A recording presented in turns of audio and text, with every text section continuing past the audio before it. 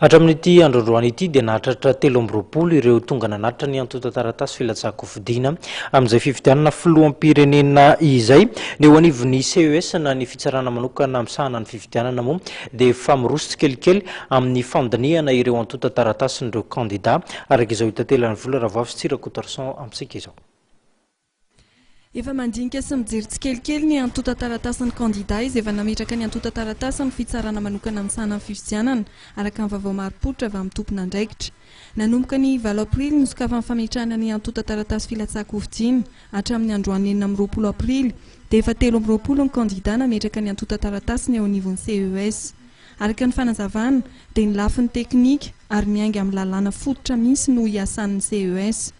Raha ny fanazavana, misy amin'ireo antota taratasy efa mipetraka no manara-dalàna ary nekena, misy kosa nefa mampiaya ary nanokafana fanajiajiny.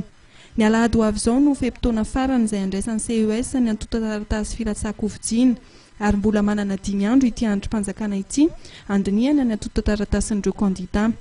Araka ny fandaharam-potoana izay mifaritana dia ny 3 Mey farafahatarany no amahan'ny CES ny lisitry ny kandida afaka mifaninana ny fifidianana filoham-pirenena fihodinana voalohany izay ho toto-saina ny 20 Jolay ho avy izao.